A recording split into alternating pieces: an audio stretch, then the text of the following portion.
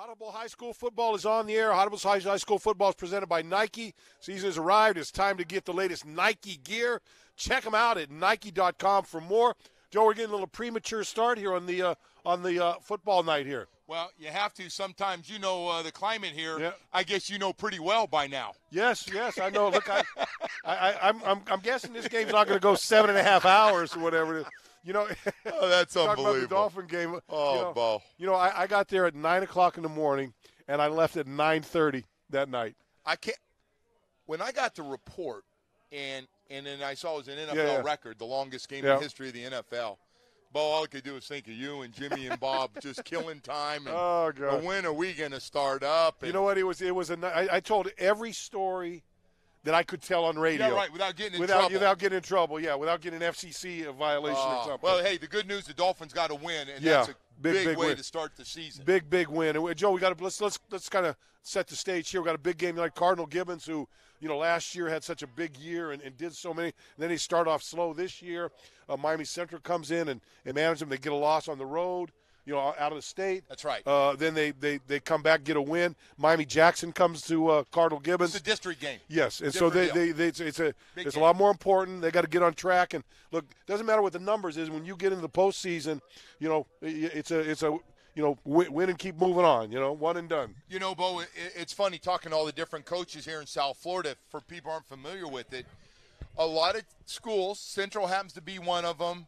St. Thomas sometimes they like to go out and play tough games early with a chance to run the table and maybe win a national championship and at least get your team ready to play your district schedule and have a chance to win a state championship. So that's where Cardinal Gibbons got to be right now, Bo. Like, all right, can't worry about those first couple of games.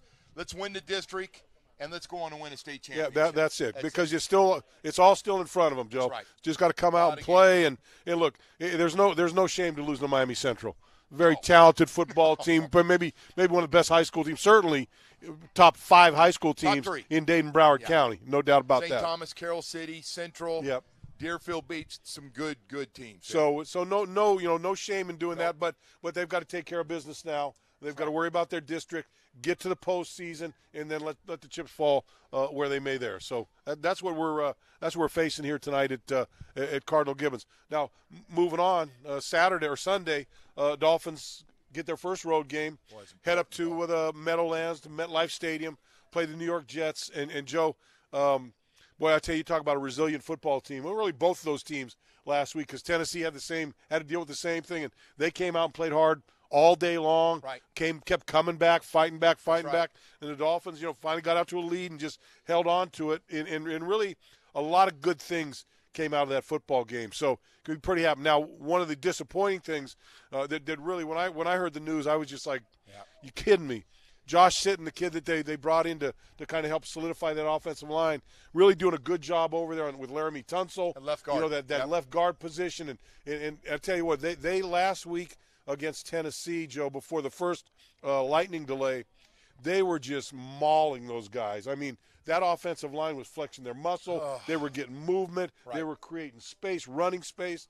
It was really and had that lightning delay had not come, I think they weren't them out. Those defensive linemen would have been puking there because they were that close to it. Right. By the time the lightning delay came. Hey, Bo, it's funny because I wanted to ask you when you see it being able to run was such a pleasant surprise, and I felt like they'd be able to throw the football a little bit, but for me, seeing them get a running game going with Drake and Gore was really important. And Joe, you know how it is. If you can get the running game going, it just opens up that whole offense. Everything opens up. And it's funny because over the years, everybody, you talk to fans, they don't run the football anymore. It's all about throwing the football.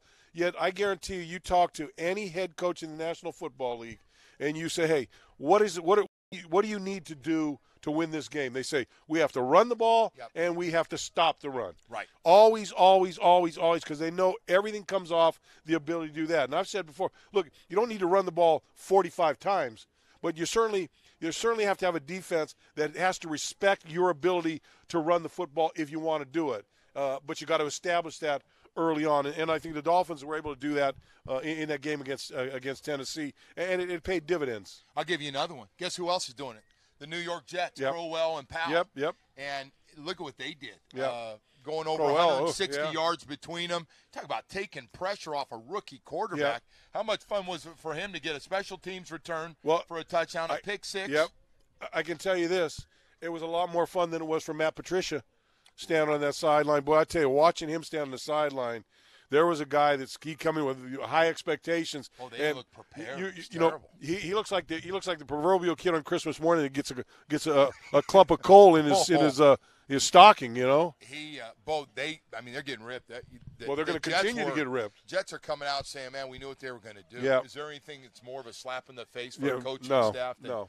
We knew what they were going to do. And you know, you got a coach another one coming out of the Bill Belichick situation. We're going to bring the Belichick way. We're going to bring the New England way here. Well, that hasn't worked for anybody yet. You know when it's going to work for somebody? When they get Brady? When they pick Brady and Brady goes with them. Right. You know, when one of those coaches goes, "Hey, Tom, you want to come with me to Podunk-Ville or wherever it is?" Yeah. Sure, I'll do that, Coach. Right. Yeah, then that guy will have success. Well, I'll tell you what, though.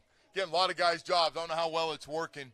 But Jets, one of the big surprises for me, looking at the NFL schedule, scoring 31 points in that third quarter and dominating on the road in Detroit. Joe, I think I've watched virtually every game, every NFL game that Sunday night. I watched the game after the Dolphin game, Thursday night, the week before. Last night, or this Thursday night, night, watched it. And one thing is becoming clear to me about the entire National Football League, Joe. It's all about speed and athleticism. Teams are trying to get as fast with the rules out with the rules that they continue to tweak in the National Football League. It all falls into the situation where you get somebody fast and get somebody athletic, and you can take advantage of those rules. And I think you're seeing. Look at the Dolphins pre-Adam Gase and look at it now. It's all speed on offense, speed on defense. Whether it's the linebackers that are a little smaller than it's just, and I think that the league goes in trends. It's kind of cyclical. It goes one way or another. I remember, when we were playing, it seemed like everyone in the AFC East was running a 3-4. Everyone in the NFC was running a 4-3. That's right. And then it switched a little bit, and now everybody's running a 4-3. And rarely Tennessee ran a crazy little 3-4 because they had. At one time, they had five guys on the line. Yeah. It's a little misleading. They move over that even situation and put a linebacker. It's the same as a 4-3. Right. Yeah. So, but it's pretty clear to me, and it makes me feel pretty good because I think that's the type of club that Adam Gase is putting together. Well, it's one thing I think we've noticed. Dolphins got some speed and big plays. You get the 102-yard return for a touchdown, which, by the way, just to show the great speed that he has. I mean, that was phenomenal. And then you go with Kenny Stills with his long touchdown on the post pattern. Bo, you're getting plays like that. Those big plays, 3 takeaways on defense. You got a team. They only had 9 interceptions all of last year. You get 3 in the first game, Bo. It's a great start for this defense. You come out on the plus side of the giveaway takeaway, which is one of the goals. One of the things we looked at from last year. What minus 13 last year? Or 14. Somewhere right around there. So you get off to the right start there. And Joe, I tell you, to me, that game had a lot of big plays. A lot of big plays on both sides of the football. Yeah, right. For both teams. I would still contend, Joe, the biggest play of the game came in the second drive when Minkah Fitzpatrick, 4th and 1, they're down 3-0. He doesn't make that tackle. You're down 10-0, and that game takes a whole different look to it. He makes that play. To me, that play, I still consider the biggest play in that football game. Bo, I'm glad you said that because there's been so much talk about and pressure on a first-round pick to see Minkah Fitzpatrick come up with that play. And by the way, real quickly, all the draft picks on defense, Bo, all had 6 tackles at least, played well all over the place. And I was glad to see that was one of my keys. Is to see all those young guys play ball. I didn't know how it was going to be. I knew they were going to run around, but I didn't know if they were going to run around with their heads cut off. Yeah, exactly. You didn't look they're going to just be spinning like dreidels out there. Nice story there. But very good. The other thing, Joe, is, I don't know Xavier. He was supposed to be on our show last Friday. He came a little late, so we missed him. Yeah. And I didn't even see him in the game either because they never went his way. No. They never went in his direction. I don't think they got a ball targeted going in his direction. Now, you flip to the other side, Bobby McCain, who they're going to test. He gets 6 balls thrown his way, not one ball caught. It's incredible. And he played extremely well in that game. I got to tell you, Bobby coming through. There was just so many good things, Bo. The 3 takeaways, you got to get them. The big plays on offense. And, Bo, by getting those big plays on special teams and the offense, it takes pressure on a couple of the penalties, 7 of them. And, Bo, third down is still got to get better. But you get a win. I'm not taking away, but 2 for 10. Not going to do it as you play against better teams. At one point, 1-8. And then – But they were able to overcome and get the job done. Which is bottom line. But those things, but those are things that you're not going to win week in and week out going 2 for 10 on third downs. And Joe, that's another one of those things that we spent the whole offseason talking about. What do they got to get better at? They got to cut down the penalties. They got to get better in the giveaway takeaway thing. They've got to get their offense going. They've got to win. Got to stop tight ends on the defensive side. You got to get your tight ends involved, and you got to get better on third downs on both sides of the football. I will tell you one thing was nice, and going back over it. Coach Gay's promised we're going to spread the ball around to everybody. He wasn't kidding. There's no more 10 to 15 targets for one guy. He spread it out, everybody across the board. I think Kenny Stills had 5 targets in the game. And that's as efficient as you can be, what he was able to do. And Joe, the other thing that we were able to see is Adam Gase. He said it time and time again. I'm just saying what he said. This is the kind of team I wanted. I finally got my team, my guys, my coaches. This is the way they want to be, and you could see it. One time he has Albert Wilson in the backfield. He's got Frank Gore and Kenyon Drake in the game. Right. They tried to they lined up in a wildcat with Ryan Tannehill out split wide. Right. So they did a lot of different things. And I think you look at those guys that they've got on offense, especially with the 2 running backs with Jakeem, with Albert Wilson, those guys. You can do so many things. And Adam Gase he's like a mad scientist to put them in places where they can get the mismatches they want and take advantage of them. I think he loves this group and what he can do and the different things he can show different teams with these guys to get that mismatch. And Devontae Parker could be backing up, and I'm really curious to see how he's going to fit in. Hey, Bo, he's a big target. He's athletic. That's not gone. It's just a matter of the confidence and finding ways to get him the ball and get him going early. I'm happy that he's closer. When I see him on the field Sunday, I'll believe he's playing. Right. And when he starts making some plays, but because I'm like a lot of people when it comes to Devontae. I'm just a little disappointed in that we haven't for every year he's been here. Man, the guy's he can do this, he can do that, he can go up for the ball, he can run past people, he can do that, but he's got to do it on a consistent basis. He hasn't done it yet, and look. We talked about it. We talked about it last week or a couple weeks ago. My man's got a pot of gold sitting there for him. He goes out and catches 75 balls, and he got a big pot of gold sitting there. He's a young guy. He's got all the talent in the world. You don't get drafted in the first round without having obviously a lot of talent. But I'm really curious to see because a lot of this is going to be coaches mentally getting to this guy to get the most out of him. I'm really curious to see what Coach Gase and those guys can do from psychology standpoint with him. Well, I think one good thing, Joe, to me, just right now, I didn't think he'd be ready this week because he just started practicing, just started soft tossing him the ball early in the week, and I thought he's another week away. But he's went out, practiced, ready to play. See if he lines up on Sunday. If he does that to me, that's a bonus. From me. Right. That's how and they just won a game without him. That'll motivate a guy that's trying to come back when you go, wow. And you guys seen that ball spreading around a lot of the guys. Spreading around and fun, and it's a good group, and everybody's getting involved. You want to be part of it. By the way, we played the Jets last year, second week. Here we go again, the same game. And they're going to have a good chance to win this game, Bo, if they take care of the football. I'm the Jets to me are still a mystery team. Sam Darnold comes in, throws that pick on his pick six on his first ball he throws, comes back. Look, everyone's you look at the New York papers and he's the next coming of Joe Namath. They got he's the next star in New York. Well, look, the guy was about 18 for 26. Right. 200 yards, 200 yards Yeah. and had 2 touchdowns. So look, don't let's not make him out to be Yeah. the When you next look at Dan the Marino. 40-something points, you might want to break it down exactly. before find you out where decide, a lot of those how points it, came how it from. happened. You know Great what I running mean? game and Yeah. and a good defense and special teams. Yeah. Hey, good for him though, man. Yeah. You got a rookie quarterback, and you want to get him his first win and Yeah. get his confidence. Boy, the Jets had the right Yeah, formula. but I tell you what, but they look good too. So it's but is it did they look good, or was it that everyone's asking the same thing? Was it them, or did Detroit just look that bad and they look really bad? But Bo, isn't this some of this I expected? Nobody plays in preseason. Right? Yeah. No. You knew it's- there's going to be some ugly football in the first regular Yep. season game, and Bo, there was some really poor performances from some guys that are pretty good. And Joe, it's Adam talked about it after the game. Got to tackle better. But the league got to tackle better. The league's not going to tackle better until week 3 or week 4, Right? Because Got some they never experience now, you've had it. they haven't done it during training camp. No live tackling during training camp. And so what are you going to do? I mean, it's going to take time because even in the preseason, it's preseason game a lot different than a regular season game. Pace, intensity, all those types of I things. agree. You can't get in practice. And your tackling's got to be a lot better. You Yeah. can't get in the preseason. You get it when the games start. Yep.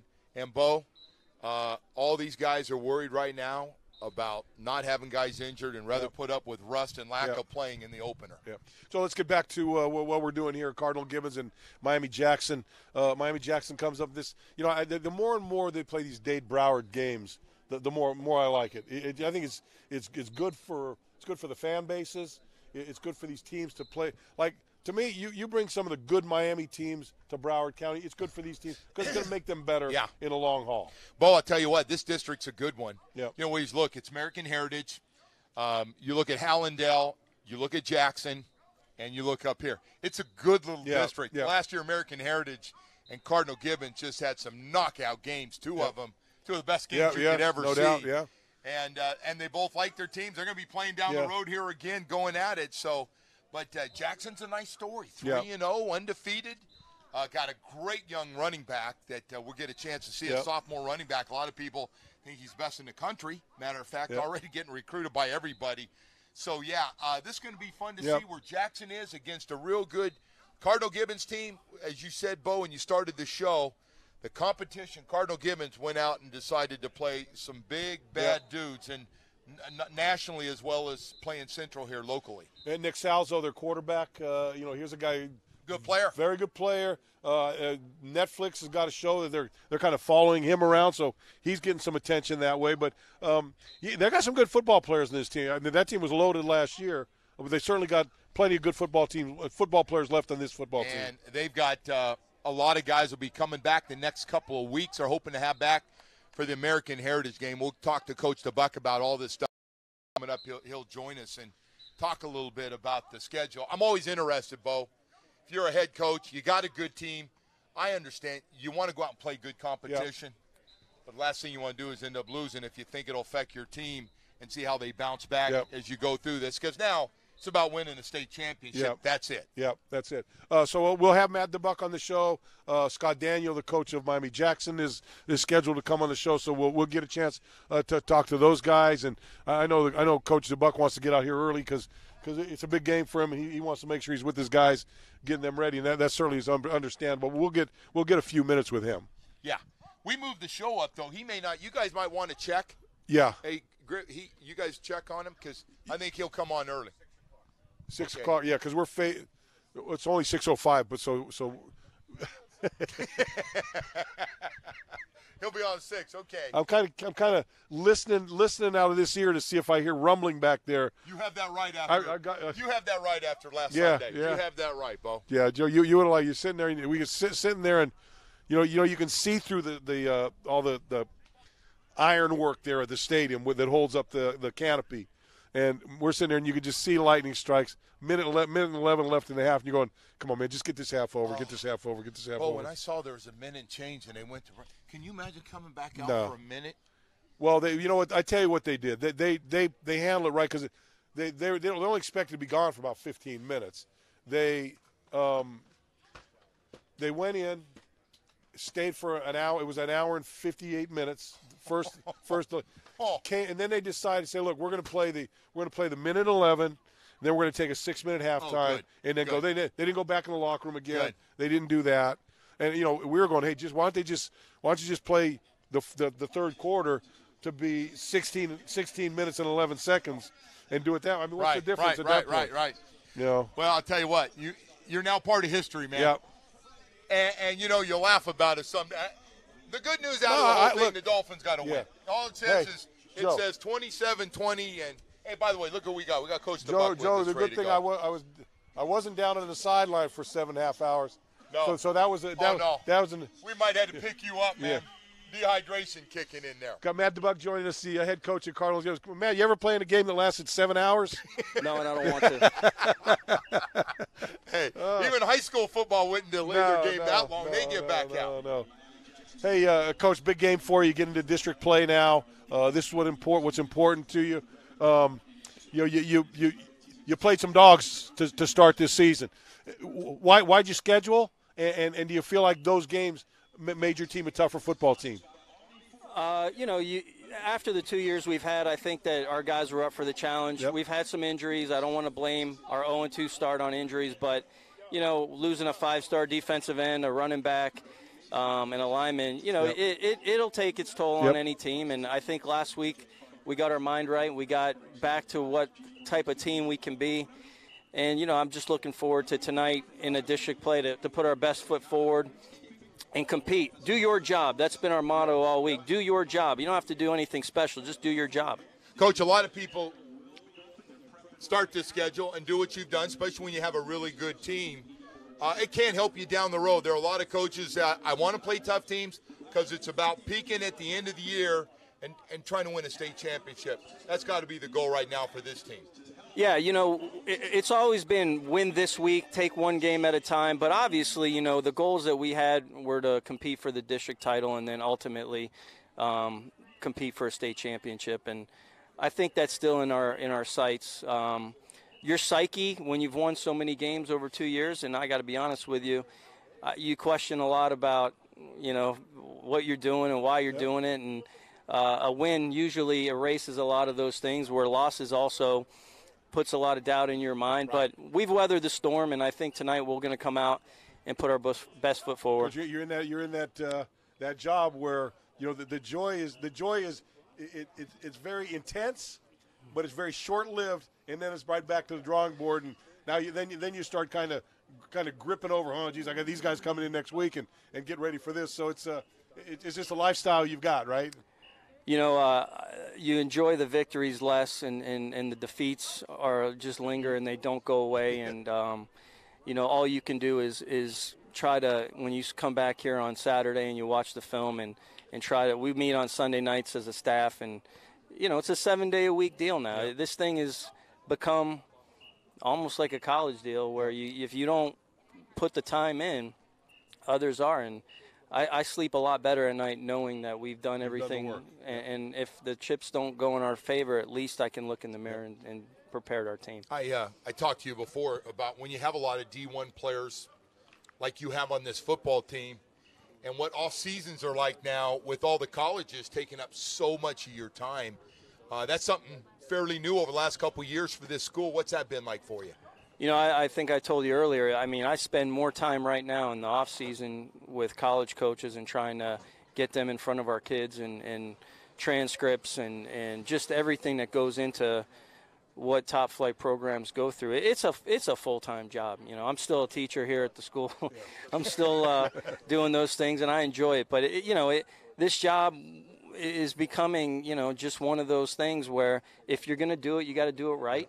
And our administration's backing me and how we're going to run our program. And they want a championship type team, and it's my job to deliver that. Coach, how healthy is your team right now? I wish I could tell you we were real healthy, but we're not. We're missing 2 guys on the defensive line, a running back. So unfortunately, we're not firing all of our shots. But I like the guys that we have playing tonight. Let's talk about your quarterback, Nick Salzo. He played great for you last year. Expecting the same type of output that you got from him last year. Yeah, he's committed to the University of Kentucky. He's a like a hybrid player. You know, he's not a drop back passer, but he's not a runner, but he can do both. And you know, he's thrown over 60 touchdowns in his career. I don't care who you are, that's production. Yep. And you have to have good receivers to do that. You have to have a line up front, and you have to have a running game that can keep them honest. And I think all those parts have helped him have the success that he's had. Real quickly, you got a lot of people think the best player in South Florida, your defensive end, who's injured, but you expect him back soon. What's that like when you got a guy that's that good that everybody in the country knows about? Well, you know, when we lost him, it wasn't just losing a good football player. We lost a leader. And the guys all kind of rallied around Chris because the way he worked in practice, you know, it's infectious. So when you lose a guy like that, you know, it's tough. And I think, you know, we've been floating in the waters a little bit, you know, looking for somebody to take over in leadership. And it's hard to do, and it's easy to say, be a leader, but you either have that trait or you don't. Yep. And getting him back is not just going to help us on the defensive line. It's going to help us just become a little bit more pointed in the direction we need to go. It's nice to have a horse out there that everybody goes, now we got our big cat out here. Yeah, it makes it fun. Coach, wish you the best of luck. Thanks for taking some time. Thank you, I know Coach. you Appreciate it, man. Get back to your Always team, nice ready being to up go. here. Thanks, guys. I appreciate it, and everything you guys do for high school football. Without you guys, is, you know, it's obviously not the situation it is. So I appreciate it. We enjoy it. Thank you. No It's great being up here. Thank you, Coach. Thanks for having us here, and it certainly is enjoyable to us. Scott Daniel, Miami Jackson coach. We'll get a hold of him here in a little bit. We're kind of a little off kilter because we're kind of trying to dodge this weather in case it rains. So we started a little early, so we're off a little bit. Hey, a couple other. Let's get a couple things on the Dolphins back. We talked about Josh Sitton, Kalen Balaj, who was inactive last week, but he's changed his number from 33 to 27. Okay. So you can change that on your Thank you on your card. Thank you. There. I did see some changes on numbers both. And from an injury standpoint, I got the injury list right now. Really, the only person that didn't practice was Frank Gore today, and that's William Hayes. He's got a finger issue, but if you're a defensive lineman, you got a finger issue. You got no problem. You got no problem playing with that. I figured that. Yeah. And by the way, Coach been real big on resting veteran guys, so people don't read into Amendola and Gore and some of the other guys. Yeah, I think everybody's doing that. Everybody in this league is. Look, it's funny, Joe. It's, you know, our training camps were different, our practice pace was different, but they never worried about guys getting hurt. No. And now you get into training camp, and I think if you would ask coaches day one of training camp, and they were 100% honest with you, Coach, what's the most important thing for you to do in these 4 or 5 weeks of training camp for you? Stay healthy. Stay healthy. Yeah. Have all our horses be able to line up on week one. Even if they're not at their best, they will be. We want them out there. Yeah. Give us 75% of them. Give us 75% of what they can do, because in 3 weeks they'll be to 100%. Hey, Bo, Josh sitting out obviously is a huge blow at left guard. Ted Larson was brought in to be a starter and compete. Yep. I know he's a little disappointed. Jesse Davis got the job at right guard. It's his. Yep. Well, it's his job at left guard now. Yep. And he's played a lot of football. There's no reason. You know, we talked about depth, and Adam Gase talked about, you know, I feel like we got a deeper team, some young guys. There's a guy that started a lot. You started a lot of games for you. This is a guy that it's his time to get it rolling.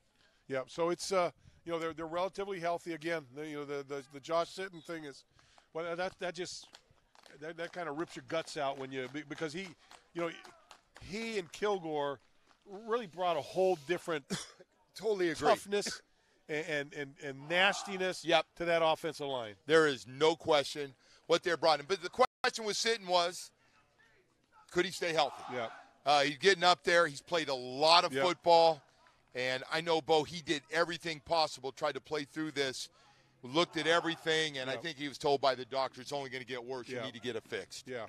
It's I tried doing that playing through one, and it's I remember yours, and you did play. Yeah. No, but you couldn't lift your arm. No. I never seen anything like it. I still remember that. It was a one-handed man. You know what? The sad part is I still remember you couldn't lift your arm. That's pretty bad. That was years ago. You know what? You know what's funny? So I remember we're in Buffalo.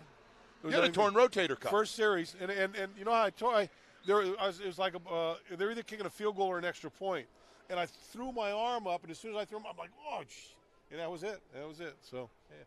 But, crazy. Yeah. Anyway, So that's where we're at. Dolphins and Jets, 1 o'clock from the Meadowlands. And Joe, it's a big game, Bo. boy. It's early, but you got to win. This team's got to be good on the road. Yep. Hey, nice first win. I'm like everybody else. Nice first win. It's important to get that first one so you get a little confidence and you see the potential. But now you go up there, you've got to win these kind of games against the Jets. Not to mention what they did a year ago when you got embarrassed and scored the last play of the game. You know, the other thing, Joe, up there, it's a division game. These are you got to beat. Look, if you want to be a 10-win team, chances are you got to beat the Jets twice and you got to beat Buffalo twice. Agree.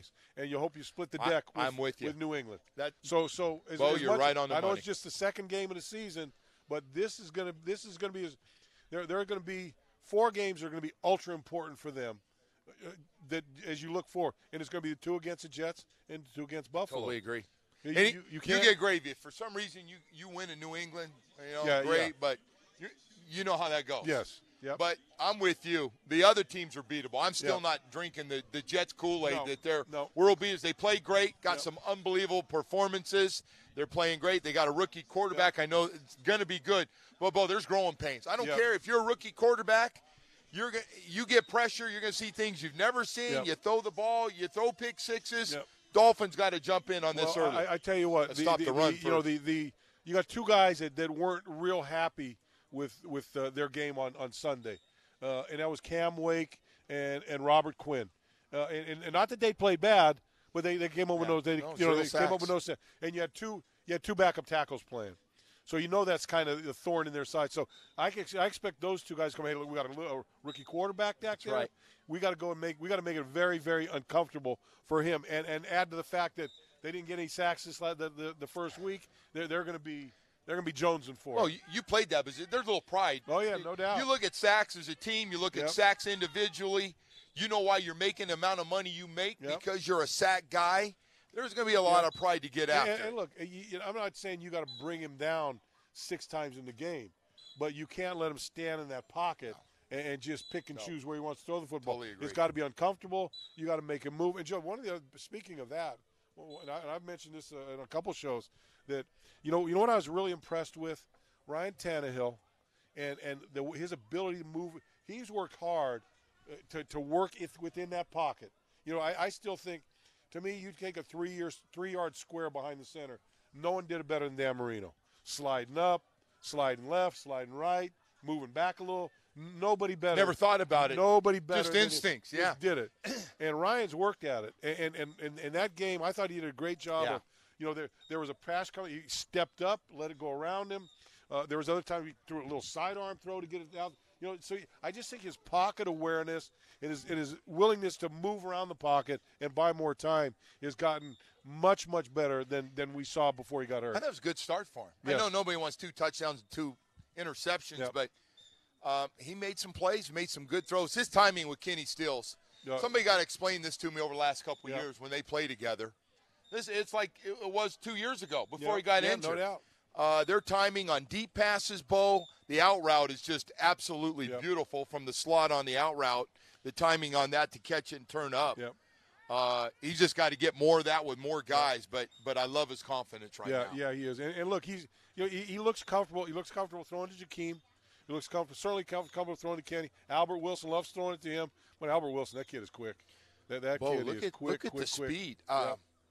This, I always hate to say this, it's one of the fastest skill position offensively football teams the Miami Dolphins have had, right? When you look at by position, well, it's a fast group. There are going to be a lot of 20, 30, 40-yard plays this year. If I'm the New York Jets and I'm getting ready for the Dolphins, I'm taking a hard look at that secondary and the way they played in that game because everybody played well. Now, TJ could have tackled better, and that's probably the knock on TJ from that game. But Rashad, 2 interceptions.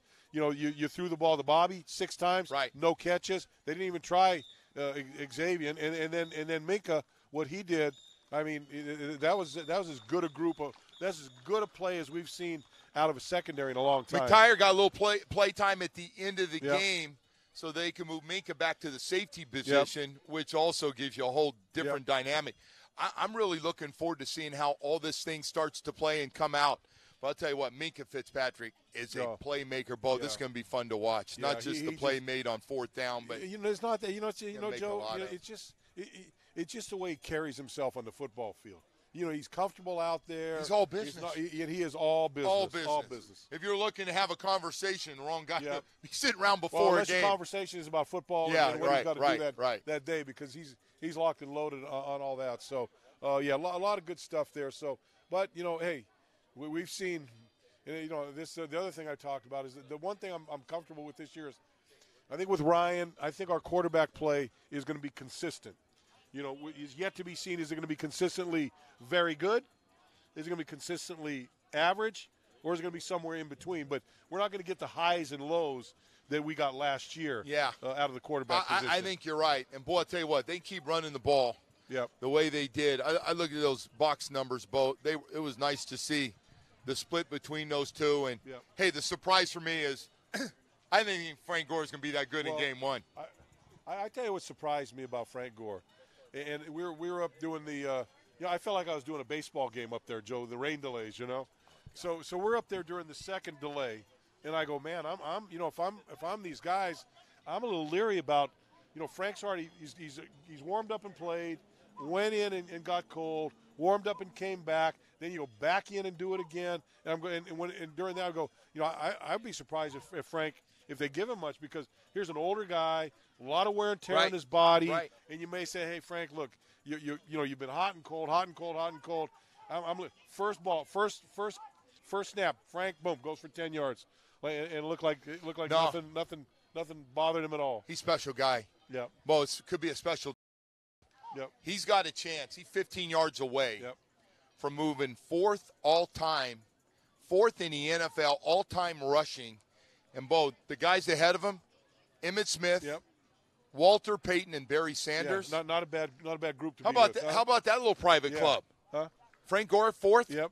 About ready to overtake Curtis Martin here. And it's funny because Frank has done it. I don't want to say he's been like on the back of milk cartons, but he's done it pretty quietly, right? And when you look, you could, 900. You could ask a lot. You could ask a lot of people about the best backs in the league in the last 10 years, and I bet you 90% of them wouldn't put Frank in there. Of course not. I look at Adrian Peterson. How far Frank's ahead of Adrian Peterson in yards? Exactly. And you're like, wow. So it's pretty crazy, Bo.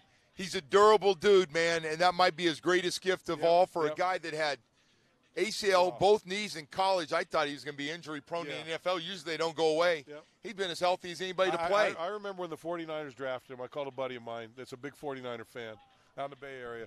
I said, where do you see this guy? I said, when he came to Miami, probably the best running back I've ever seen as a freshman. Running back. He was averaging over 10 yards a carry. Crazy good. Gets two, devastating knee injuries that most guys wouldn't come back from, and then goes in and has a Hall of Fame type of a career in the National Football League. Does he look like this his last year? No, not at all. No. And by the way, once carries, like, hey, man, I told you. Like, Kenyon, we can work this out, and I know what you do, but he was standing next to Adam Gase the whole game.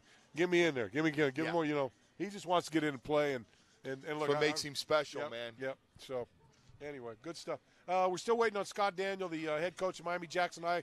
Miami Jackson and Cardinal Gibbons tonight. We're at Cardinal Gibbons. Last year, 4-6 for Miami Jackson. I'm not sure what they've got. They've got.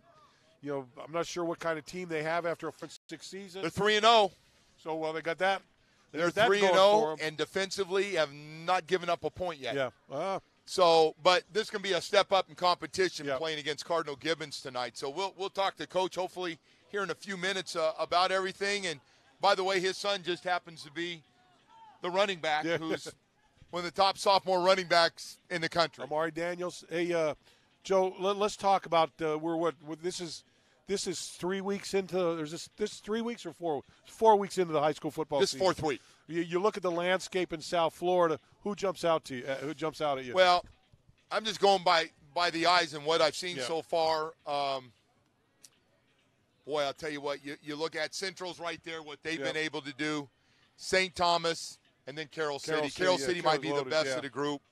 Everybody talking about by D1 players and the way they hammered American Heritage, yeah. going to American Heritage where to break that long winning streak that Pat Surtain had up there.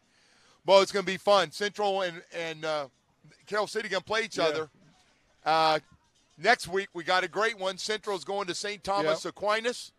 So we'll be up watching that one. We got some great games, man. A lot of these top teams will be playing each other coming up. So it should be really fun to watch. Yep.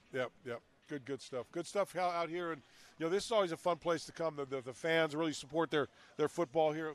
It's a great stadium. It's a great little place. They got to the play. lights. Got the lights. After all these years, Cardinal Gibbons got their lights and got away from those Saturday afternoon games. Well, they had the lights for a long time, but they wouldn't let them turn they them wouldn't on. let them turn it on, which was they raised all that money.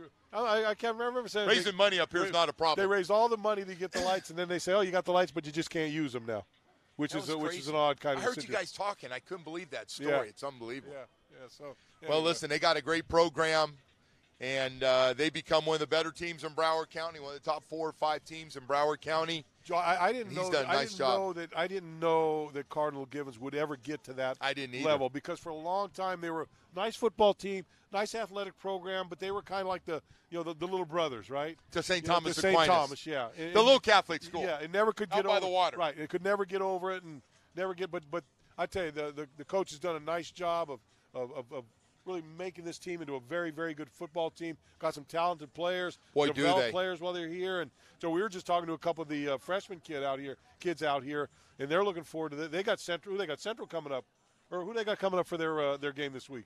Who's St. that? Thomas. We're talking the freshmen. Yeah.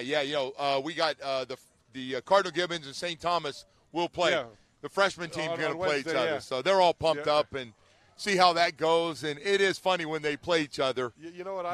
They're always excited about it. I would, they usually play like on a Wednesday. Yeah, that's what it is. The Wednesday game. So I would love to see a freshman game, but it's really not a good time of the week for me to get out and see one. But be fun. I remember my day. Remember when you were a freshman in high school?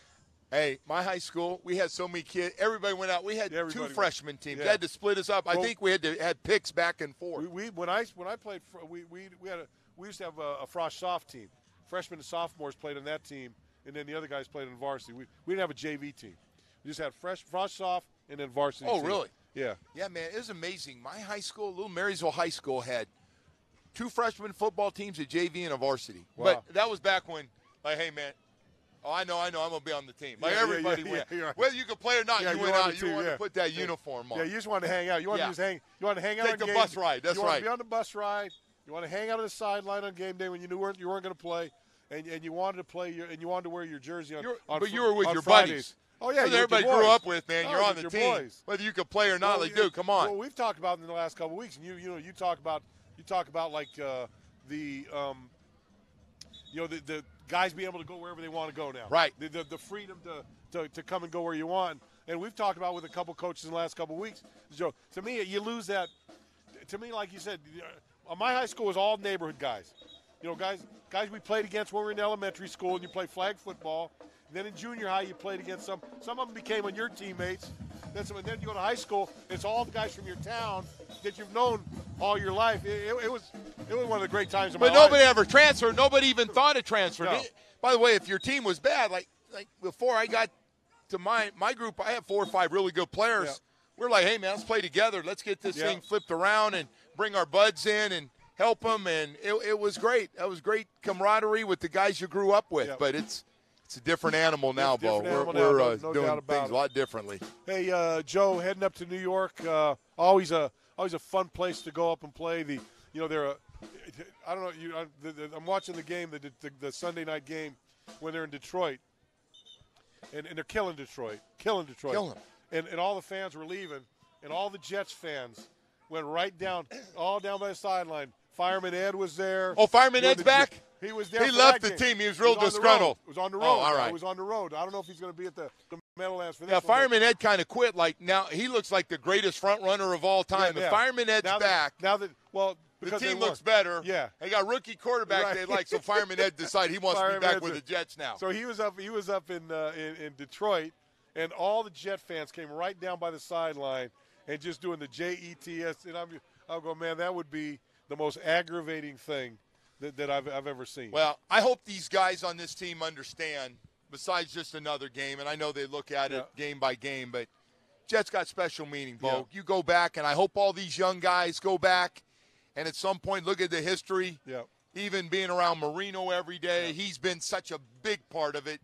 Bo, honestly, Dan Marino's had some of the greatest games in the history of this franchise against the New York Jets. No doubt. Right? No doubt. Fake spike for the winner. And you'd like to, you wonder if the night before the game you don't pull some of that stuff out. I hope so. And do that. That's a great idea. We had Jakeem on the Audible this week, and I asked him. I said, hey, do you feel that rivalry with the Jets? He's been here. This is his third year, and he goes, yeah, sort of like a rivalry, but he doesn't. He still hasn't even grasped it. But I got it day one, Bo. I'm sure you got it day one, going back to Joe Namath and the undefeated Dolphin teams, and then we had the Klecko and Gastineau and Richard Todd. It was cool. Then Ken O'Brien and Marino going back and forth, same draft class. It was, to me, I always loved those games. And they were intense. I did too, man. And they were dogfights. There was no bonding, high-fiving, how you doing? No helping people up, none of that stuff. Just, hey, we're going to kick your ass, and they're gonna do the same. Little Scott Durkings and those guys that were just annoying guys. I did have to be nice to my boy Wesley Walker. No, though. no, I got that. Everybody liked Wes, but man, Wesley was a Dolphin killer, man. Gosh. That guy, he got after us. But you know what I remember about Wesley Walker, and we all the scouting report on Wesley Walker. He was blind in his left eye or whatever eye it was. Whatever eye it was. So he can't catch the ball on that when it's thrown. Meanwhile, I think he catches 3 touchdown passes against us, all from the same side where he's got the blind eye. He went in the second round because of that. Yeah. And I used to hear that when I played with him, and I used to crack up going, what's everybody talking about? The guy's vision with the other eye, he never drops anything. Well, you played against him at San Jose State. Yep. The guy, he lived on the deep pass, and he had some guys in Steve Barkowski and Joe Roth who could throw it. Yeah. Well, it's funny when Mike Martz was here during the summertime, and Mike was on our staff at San Jose State that year, my senior year, and the year we played when it was Joe Roth, it was Steve Barkowski year before Joe Roth my year, and Wesley Walker. Wesley Walker was battling with Gerald Small all day long, catches the ball, his feet are in, catches the ball out of the end zone for a big touchdown. It really made the difference in the football game. That was it. But that's when I heard about his eye, I don't know. Yeah. That's not the Wesley Walker I played tell you against. what, Jets got a great player for a long time. But Dolphins got a great player. They had to go to LSU to get Devin here. And Devin joined. Grab that mic, Devin. Your second year. Yes, How sir. you feeling, man? Got off to a good start, huh? Yeah, I'm feeling great. Last week got the win against Tennessee, and now it's time to play the Jets this week. Well, speaking of that, because everybody knows after last week, Jets want to run the ball and still not sold that the front can hold up. Yeah. You must be looking forward to this challenge, knowing the Jets want to get out of their two-headed monster back there running the ball. It's a great challenge. Each and every week is a great challenge. Get to play the Jets. They rushed for like 160 yards last week against Detroit. So it's going to be a great challenge for our front. But at the end of the day, it's just football. Beat your man one-on-one and just win your one-on-ones. Hey, you look at yourself. You look at Vincent. You look at Akeem Spence, Jordan Phillips. You guys are kind of the rotation in there. Do you like? First of all, do you like playing in rotation? And do you like the mix of those 4 guys? I love it. I don't like it. I love it, because it gives us a chance to be fresh. Yep. And the chances that we do get in the game gives us a chance to explode and be explosive. So that's what you got to love about the rotation. Look at a team like Jacksonville Jaguars, Philadelphia Eagles, all those great D-lines have rotation. So, it's us having that rotation at D-tackle and D-ends, it's just going to help us out so much more. How's that rotation work? For people, we talk so much on the radio about rotation. Talk about how it works, the rotation for the big guys. The guy that just comes in, if you're feeling kind of tired, Coach Chris. Tap yourself out. Yeah, Coach Chris is pretty cool about it. He trusts us. We built that trust during OTAs and training camp. So he trusts us, like when the guy's tired, go in there and get him because he expects you to bring the same energy that he brought. You get the first win last week against Tennessee. One of the strangest games I've been around. You were in the locker room the whole time, in and out, in and out, in and out. That had to be just bizarre for you, right? It was very weird. Never experienced something like that in my lifetime. But at the end of the day, it's football. Coach Burt actually called it during the week. He said, expect something weird this game. And, you know, I'm thinking like, you know, I mean, God forbid somebody might get hurt or something like that. But, I mean, it was a thunder cloud, and we was in there almost for like 4 hours. I mean, twice, you know. So at the end of the day, I mean, Coach Gase kept the guys ready to play at the end of the day. I think it's Coach Gase. Yeah. Because since Coach Gase got here, the opening game, his first, he had to fly the longest trip from Miami to Seattle. Yeah. That was a crap deal. Yeah. Then last year home game gets blown out by a hurricane. Yeah. This one you get Go to LA 4 early. hours Yeah. worth of lightning delays. Man, opening days have been a little crazy It's crazy. since Adam rolled into town. Yeah, it's very crazy. Last year I experienced, you know, the hurricane. Then we had to go to LA, California. So it was very crazy, but I think at the end of the day, off of both of those games, we came out with a win. So that's the most positive things out of both of them. Yeah. Hey, real quickly, people, long delay between you go in there and eat, you change your uniform. People want to know. You can only talk so much football. What'd you do? I heard you guys ate everything in the everybody ate. There was nothing left. Was it that bad? They didn't have really. I mean, they had sandwiches. I mean, if you want to eat sandwiches out there and get full, but I mean, at the end of the day, we were just watching football.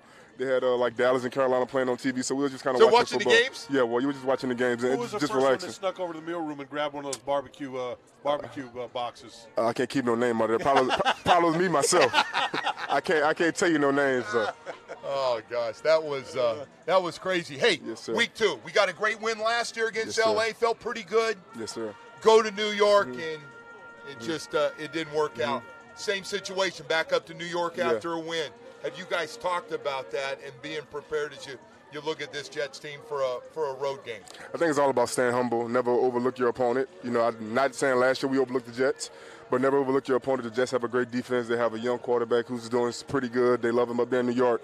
So at the end of the day, we just got to know what we got to do on defense, and that's just play as a team. And I think each and every Friday we got this thing going with guys like me, Cam Wade, a bunch of guys on defense, 10, 15 minutes after practice, you know, getting the front seven, you know, just getting looks. Things like that. So that's going pretty good too. When we were in Atlanta for the last preseason game, I caught you before on the bench, and I asked you about LSU Miami. And Go Tigers. He says LSU going to kill him. He said, "Oh yes, going to kill him." I yes. go, I don't know, man, Miami. Yes. You know, they played pretty good last year. Did you know that people in South Florida didn't know? I knew it. You know, everybody was giving me hell. You know, LSU, Miami. All the Miami fans, but I knew LSU was going to come out on top. Frank Gore know a little bit about that. Yeah, Frank Gore. I told him the whole time, talking about the U back. The U will never be back. The U will never be back. Did you guys have a little? Nah, we didn't have nothing going. You know, at the end of the day, you know, I just wanted to see what LSU was working with on offense. Yeah. I know the defense was always going to be nasty. David Aranda, great DC. Yeah. I know the defense was always going to be nasty. So I just want to see what the offense was looking like. But at the end of the day, you know, LSU came out victoriously. Hey, you look at this football team as a whole. You've got to play the one game, preseason games. You know, new changes, people have come and gone, which is normal in the National Football League. Yep. But do you like the makeup of those guys you have in that locker room? I love it because everybody about the team. You know, not saying the guys before it wasn't, Yep. but I mean, you can see, you know, everybody is about the team, and you know, in the end of the day, that's all it's about. I mean, whatever role you play, you have to embrace it. You know, I wanted to ask you about that because in the off season, on the radio especially, Bo, Devon, we talk so much about chemistry. You got to have players too. I mean, you want everybody to get along, but you can't have a bunch of like great chemistry. But you know, I don't know how good that. It's a combination, right? Yeah. You feel pretty good about the talent level of this group. Besides the fact, guys aren't worried just about stats or I need to have 70 snaps compared to. Yeah. It's about the team. It really is. I mean, last week we didn't even have a sack. I mean, let's be honest, against Tennessee, I mean, we didn't even have a sack. You know, Coach Chris came in the room, you know, the quarterback was getting the ball out pretty fast. We didn't have a sack, and autofos to get those sack opportunities on 1st and 10. We got to stop them. We can't allow them to gain 6 yards, 4 yards apart. We got to stop them to 2 yards or even no yards. Right. So at the end of the day, I mean, it's all working together as a team, and I think everybody gets that. You know, just because last week we didn't have a sack, don't mean this week we're not going to go out and try to get more. You know, so at the end of the day, it's all about playing as a team.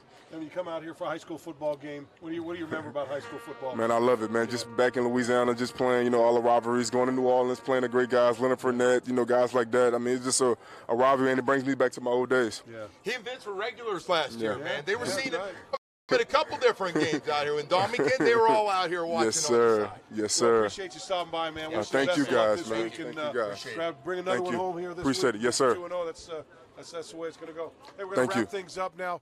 Next week, we're going to be at St. Thomas. Oh. It's St. Thomas and Central, right? Oh, it's Central going to St. Thomas. and Central next Oh. week. we'll be there. And I want to thank Nike for bringing us the Audible High School Football Friday. We were live from Cardinal Gibbons High School in South Florida. Excited to be a part of the high school football season with Nike, so we thank them for getting us out here. Thank Cardinal Gibbons, and I was afraid too bad we couldn't get a hold of Miami Jackson's head coach. But Bus got here late. A little bit late, so little bus delay. And we start a little early, so we'll blame ourselves for that. But that's going to do it for the show this time. We'll catch you next week from St. Thomas High School. We'll be on time next time. Won't be early. We'll be right at 6 o'clock and get started. See you then.